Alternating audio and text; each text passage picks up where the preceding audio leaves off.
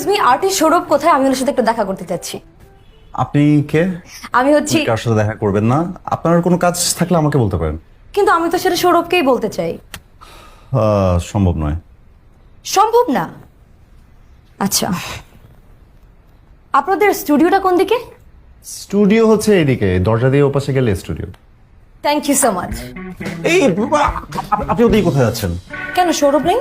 না মানে আছে, কিন্তু উনি কাজ করছেন। দ্যাটস ভেরি গুড, তাহলে তো এখন ওনার সাথে দেখা করাই যায়। আমি বললাম তো আপনাকে, ওর কার সাথে দেখা করেন না।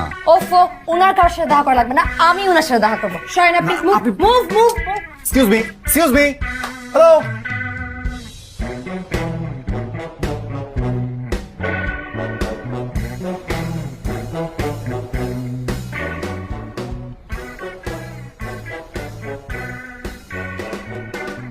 এক্সকিউজ মি, আর্টিস্ট সৌরভ কোথায়? হ্যালো, আমি আপনার সাথে কথা বলছি। আর্টিস্ট সৌরভ কোথায়? আমি Sourav.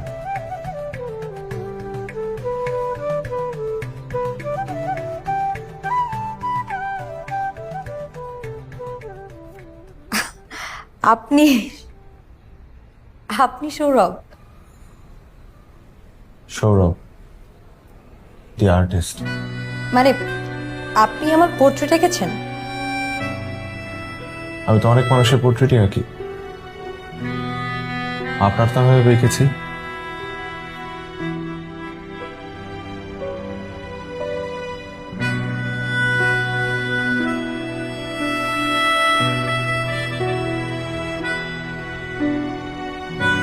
Or what are you doing in my room? You are not allowed here. You're invading my personal space. I'm really sorry, আসলে আপনার ওই যে ম্যানেজার আকাশ আমাকে কিন্তু একদমই আসতে দিচ্ছিল না। আমি জোর করে এখানে চলে এসেছি। Actually I was so excited to see you in person, সেই কারণে আমি বুঝতে পারিনি। বাই দ্য ওয়ে, আপনি মেয়েদের পোশাক পরে বসে আছেন কেন?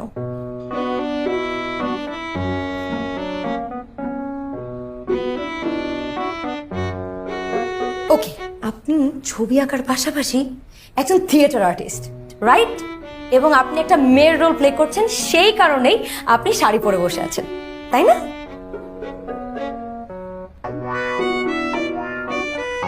না না না, let me guess again. I think আপনি একটা মেয়ের পোর্ট্রেট আঁকছেন এবং আপনি চাচ্ছেন তার ক্যারেক্টারটা আপনার মধ্যে ধারণ করতে, সেই কারণেই আপনি ফিমেল সেজে বসে আছেন, রাইট? তাই না? না। তাহলে Get out. G, Get out of my room. আমি কি আপনাকে বিরক্ত করছি? আমি যদি আপনাকে বিরক্ত করে থাকি, আমি এখন এখান থেকে বের হয়ে যাচ্ছি। আপনি এক কাজ করুন, আপনার ফোন নাম্বারটা। কাকে কি বলছি? আপনি তো আবার ফোনও ইউজ করেন না। আচ্ছা, আমাকে একটা কথা বলুন তো, আপনি এই যুগে এসে একজন প্রযুক্তিহীন মানুষ হয়ে কিভাবে বেঁচে আছেন? আকাশ, আকাশ, আমি অনেকবার উনাকে বলেছি, উনি আমার কোনো কথাই শুনে নাই। রীতিমতো জোর করে স্টুডিওতে ঢুকে গেছেন। আপনি প্লিজ একটু আসুন, বাইরে আসুন, প্লিজ আসুন। সারা জীবন শুনেছি আর্টিস্টদের অনেক মুড, আজকে নিজের চোখে সেটা দেখে গেল। ফ্রান্সের এক্সিবিশনটার জন্য আমি কিন্তু অলরেডি ওদেরকে মেল করে দিছি যে আমরা পার্টিসিপেট করতেছি, কিন্তু এই সপ্তাহে তো অনেকগুলো অর্ডার। পারবি তো সবগুলো ডেলিভারি দিতে টাইম মতো? পারবো, যদি ডিস্টার্ব না করিস। আমি আবার কখন ডিস্টার্ব করলাম? সকালেই তো করলি। ঝিমঝিম নামে একটা মেয়েকে পারমিশন ছাড়া স্টুডিওতে নিয়ে আসলি। ঝিমঝিম, রিমঝিম, রিমঝিম ওই একই, রিমঝিম ঝিমঝিম একই। সকাল থেকে আমার মুডটাই ঝিমঝিম করে দিয়ে গেছে। এরপর আর ক্যানভাসে একটু মনোযোগ দিতে পারলাম না। তো এটার জন্য সরি, বাট এটা নেক্সট টাইম আর হবে না। Cool. তুই যা, আমি ঘুমাবো। সকালে টাইমলি চলে আসিস। ঠিক আছে, দেখা হচ্ছে কালকে।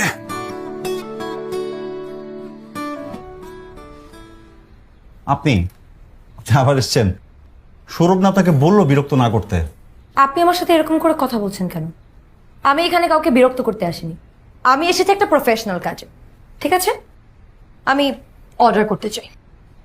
আচ্ছা, বলুন বলুন কি করতে হবে? আপনি এত অস্থির হচ্ছেন কেন? আপনাকে দেখে মনে হচ্ছে আপনি যত তাড়াতাড়ি আমাকে এখান থেকে বের করে দিতে পারবেন তত তাড়াতাড়ি আপনার জন্য ভালো। না না না না, ব্যাপারটা আসলে তেমন না। সৌরভ পছন্দ করে না, খুবই বিরক্ত হয় জিনিসগুলোয়।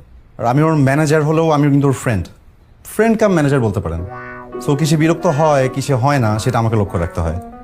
ঠিক আছে, আমি এখানে এসেছি কয়েকটা পোর্ট্রেট করাতে। খুবই ভালো কথা।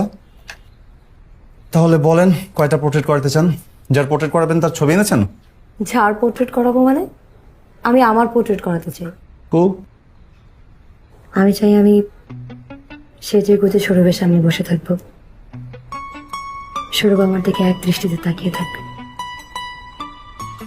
তারপর আমার ছবি আঁকবে। বলতে পারেন সরাসরি। না না, সৌরভ সরাসরি পোর্ট্রেট করে না।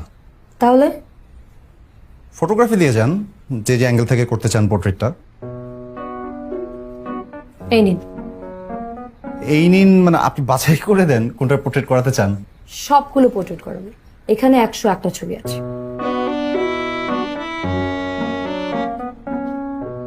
আর ইউ সিরিয়াস? অ্যাডভান্স। না না না, এই অর্ডার আমি নিতে পারবো না। কেন নিতে পারবেন না?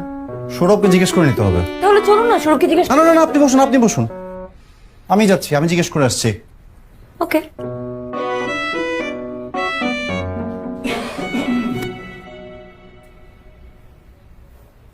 আকাশ, আমি অনেকবার মানা করেছি আমার কাজের মাঝখানে স্টুডিওতে পারমিশন ছাড়া প্রবেশ করা যাবে না।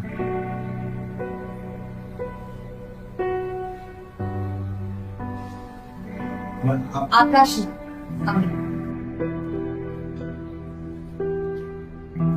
আমি কে? রিমঝিম।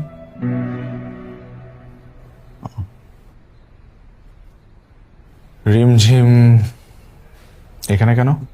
আকাশ, আমি গতবারই খুব স্পষ্ট স্বরে তাকে বলে দিয়েছিলাম যে সে যাতে আমার স্টুডিওতে কখনো আর না আসে। তাহলে সেখানে কি করছে? প্লিজ তাকে এখনই এখান থেকে চলে যেতে বলুন। নিজেকে আপনি কি ভাবেন? দি আর্টিস্ট। আপনি আর্টিস্ট হন আর যাই হন, আপনার কোনো রাইট নেই আমাকে এখান থেকে এভাবে বের করে দিন। অবশ্যই আছে। স্টুডিওটা আমার, আমার যা ইচ্ছা আমি তাই করব। আপনি আমাকে বিরক্ত করছেন। আমি আপনাকে বিরক্ত করছি না, আমি এখানে এসেছি আমার পোর্ট্রেট করাতে। আকাশকে দিয়ে যান। দোস্ত 101টা ছবি উনি অ্যাডভান্সও করতে চান এবং সেটা অনেক টাকা।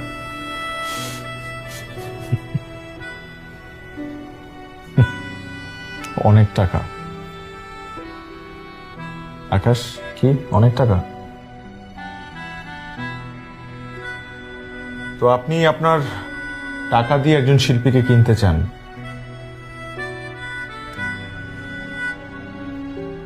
আপনার কি মনে হয় কত টাকার জন্য একজন আর্টিস্ট বিক্রি হতে পারে?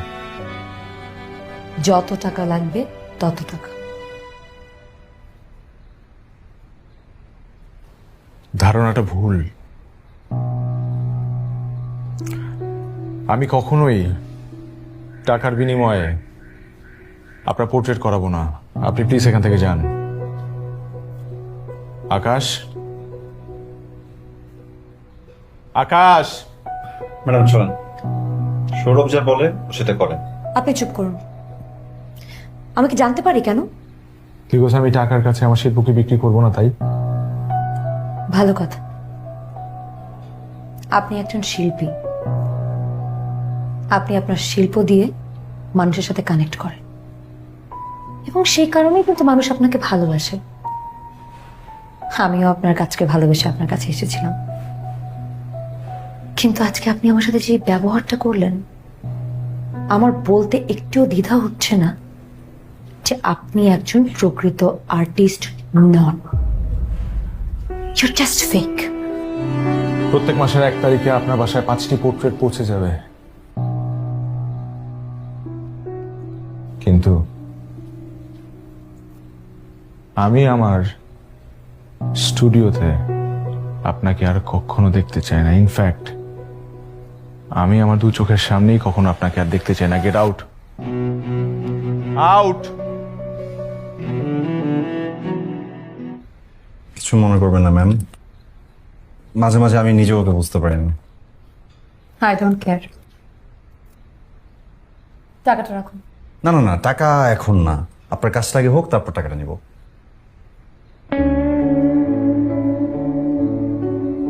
আমার খুব ইচ্ছে ছিল আপনাকে নিয়ে একদিন ঘুরতে আসার, স্বাভাবিকভাবে।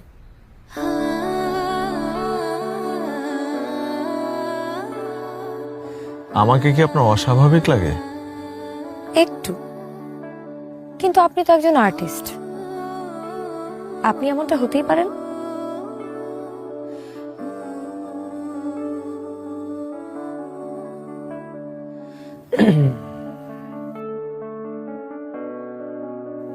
তো হুট করে আমাকে এভাবে বাইরে নিয়ে আসলেন যে? আমার ইচ্ছা। কেন, আপনার কোনো সমস্যা হচ্ছে? না, একদম না। কফি খাবেন? সমঝোতা? বিভেদ ছিল কখনো? আমার না আপনার সম্পর্কে জানার খুব ইচ্ছে। আপনি মানুষ হিসেবে কেমন, আপনার পছন্দ অপছন্দ। পছন্দ তো অনেক কিছুই আছে। যেমন বলুন না।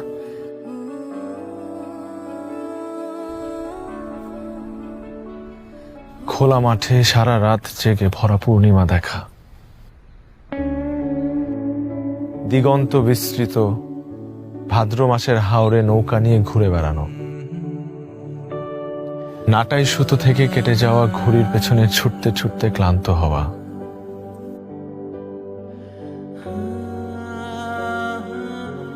সবজি ক্ষেতের পাশ দিয়ে হেঁটে যাওয়ার সময় মাথায় ঝুলতে থাকা কচি শশা চুরি করে খাওয়া,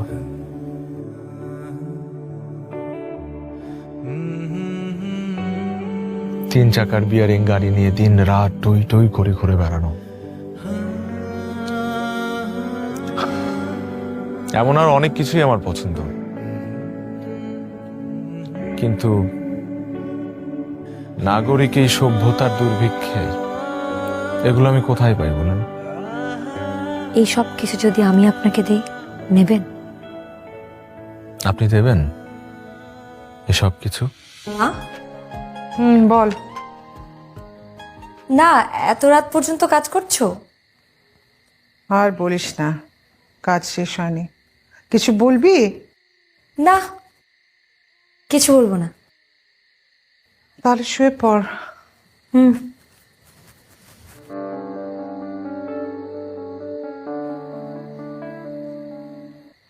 মা, তোমার মেয়ের যে বিয়ের বয়স পার হয়ে যাচ্ছে, তুমি কি একটুও খেয়াল করছো না? মানে?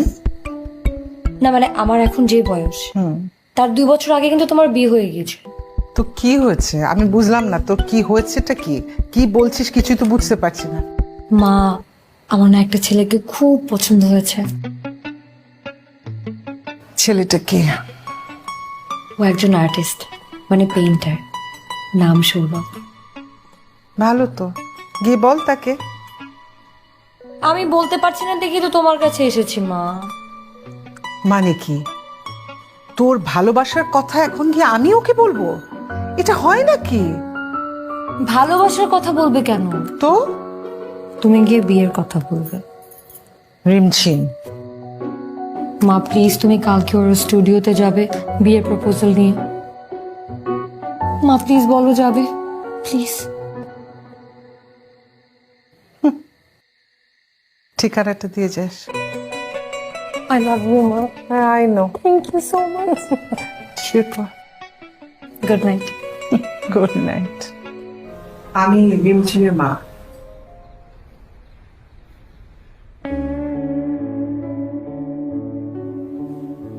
Thank you. আমি আমার মেয়ের বিষয়ে কথা বলতে এসেছি।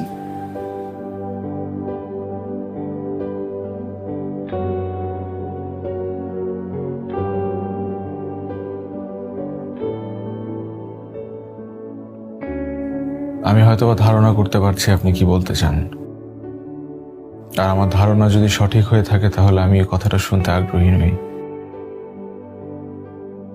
বাবা, আমার মেয়েটা এর আগে কোনো ছেলের ব্যাপারে এত সিরিয়াস হতে দেখিনি। প্লিজ তুমি আমার কথাগুলো শোনো। আমার সম্পর্কে যখন সব সত্য জানতে পারবে তখন এই সিরিয়াসনেস আর থাকবে না। কেন? কেন? এই কেনর উত্তরটা অনেক বড়। সময় আছে আপনার? প্লিজ বলো।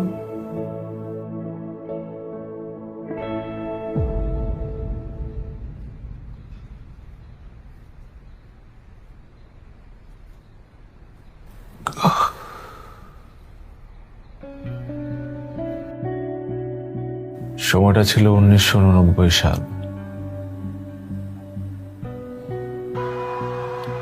নরসিংদীতে একটি ভয়াবহ রেল দুর্ঘটনায় 170 জন মারা যায়। সেখান থেকে কয়েকজনকে আহত অবস্থায় উদ্ধার করা হয়।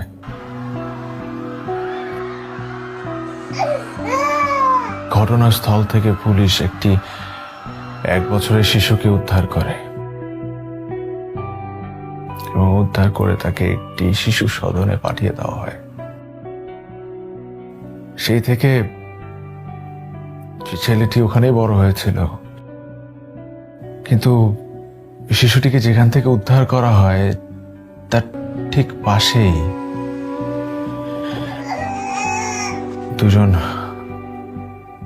বোরখা পরা মহিলার লাশ উদ্ধার করা হয় এবং তার অপর পাশে একজন সিঁদুর পরা মহিলার লাশ উদ্ধার করা হয়। সেই শিশুটি আমি।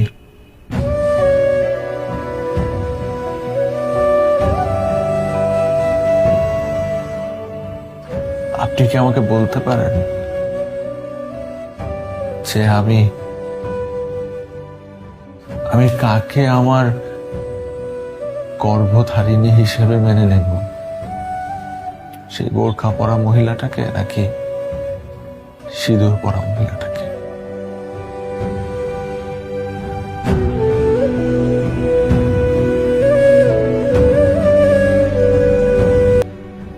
এটা তো ওর দোষ না মা। আমি যদি লাইফে কখনো কাউকে বিয়ে করি, আমি সৌরভকেই বিয়ে করব। লাইফ পার্টনার হিসেবে সৌরভের বাইরে আমি আর কাউকে ভাবতে পারবো না।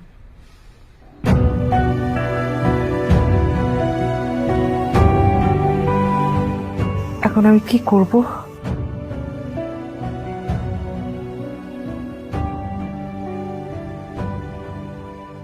আপা তুমি ভেঙে পড়ো না প্লিজ। গোফরান, ওর সামাজিক অবস্থান আমার কাছে ইম্পর্টেন্ট না। আমার মেয়েটা ওকে ভালোবাসে, সেটা সবচেয়ে গুরুত্বপূর্ণ।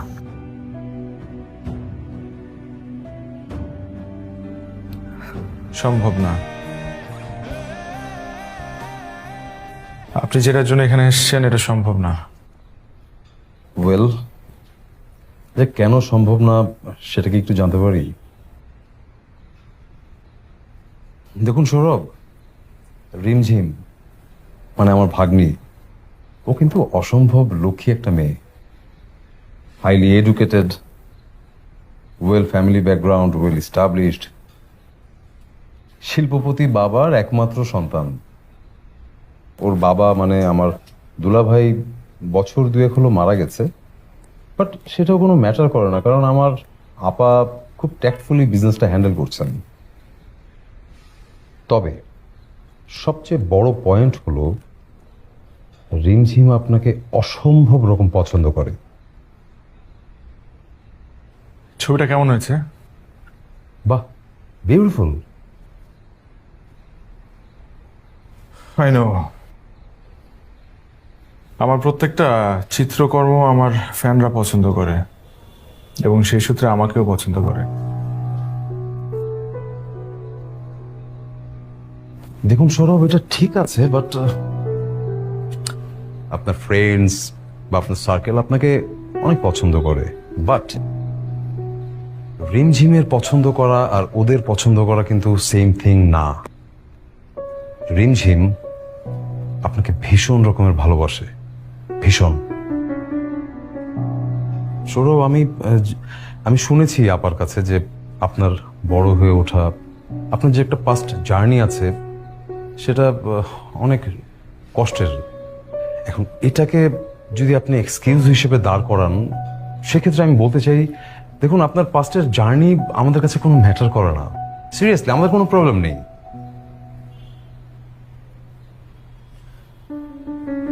আপনি সরি, আপনার নামটা ভুলে গেছি। আমি গোফরান। গোফরান সাহেব, আপনি যথেষ্ট সম্মানিত একজন লোক। আমি আপনাকে কিভাবে বলবো এই কথাটা আমি জানি না, কিন্তু আপনি প্লিজ এখান থেকে চলে যান, কারণ যেটা সম্ভব না সেটা নিয়ে কথা বলে লাভ নেই। না না, দেখুন দেখুন, আমি বুঝতে পারছি আপনি হয়তো সামহাও মেন্টালি আপসেট বা খুব একটা কমফোর্ট জোনে নেই এই মুহূর্তে, বাট তারপরও আমি আপনার কাছে একটু জানতে চাই, আপনি যে রিমঝিমকে রিজেক্ট করছেন, এটার পিছনের কারণটা কি একটু বলবেন প্লিজ? প্লিজ সৌরভ। দেখেন, আপনারা আসলে সবটা জানেন না। না না, আমি জানি, আমি জেনেই এসছি। আপনারা জানেন না। না না, আমি তো আপার সাথে কথা হয়েছে, আপনার পুরো বিষয়টা আমি শুনেছি, আমাদের কোনো প্রবলেম নেই এতে। আরে আপনারা আমার বর্তমান অবস্থাটা জানেন না।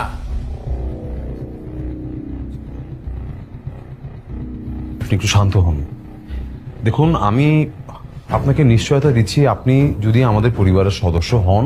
আপনারা জানেন না, আপনারা আমার সুখ, শান্তি, আনন্দ, বেদনা, দুঃখ, দুর্দশা, আমার ফ্রাস্ট্রেশন, আমার চিৎকার, আমার হাহাকার, আমার ডিপ্রেশন, এগুলো সম্পর্কে আপনারা অবহিত না। আমার একমাত্র বন্ধু, ইনফ্যাক্ট আমার ম্যানেজার, আমার বেস্ট ফ্রেন্ড আকাশ পর্যন্ত এগুলো জানে না। No one knows about it. কেন বুঝতে পারছেন না আপনারা? ঠিক আছে সৌরভ, আপনি একটু শান্ত হন। আমি বুঝতে পারছি আপনি। ও মাই গড, আপনারা কেউ বুঝতে পারছেন না, আপনারা। সৌরভ, আপনার মতো এত বড় একজন চিত্রকরকে আমরা ফ্যামিলি মেম্বার হিসেবে পেলে খুব গর্ববোধ করব, এবং বিলিভ মি, আপনি একটু শান্ত হন। আমি আপনাকে কথা দিচ্ছি, আমার ফ্যামিলি আপনাকে পূর্ণ সাপোর্ট দেবে। আমার বোন, আমার ভাগ্নি আপনার কাজ অনেক ভালো। Take this card. এই কার্ডটা নেন। সে আমার ডক্টর। তার কাছে যান, গিয়ে জিজ্ঞেস করেন কেন আমি আপনার ভাগ্নিকে বিয়ে করতে পারবো না। ওকে ওকে, প্লিজ গো, প্লিজ প্লিজ।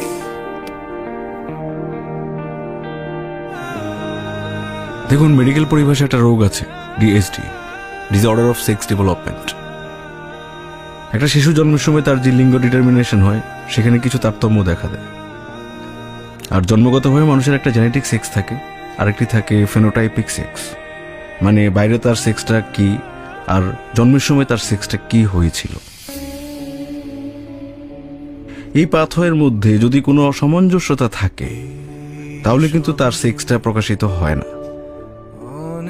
ধরুন, একটা মেয়ে যদি জেনেটিক্যালি মেয়ে হয়, কিন্তু তার মেয়ের যে হরমোন সেটা যদি পরিপূর্ণভাবে বিকশিত না হয়, তাহলে আপাত দৃষ্টিতে কিন্তু তাকে আপনার ছেলেই মনে হবে। কিন্তু একটা নির্দিষ্ট সময় পর যখন তার মেয়েলি হরমোনগুলো বিকশিত হতে থাকে, তখন ধীরে ধীরে কিন্তু সে মেয়েতে পরিণত হয়। আমাদের শরীরের অবস্থাও তাই।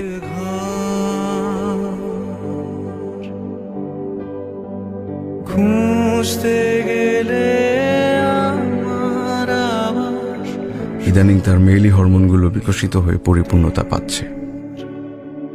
তুমি ডাকবে আমার কি নামে, কোন ঠিকানা, কোন খামে লিখবে।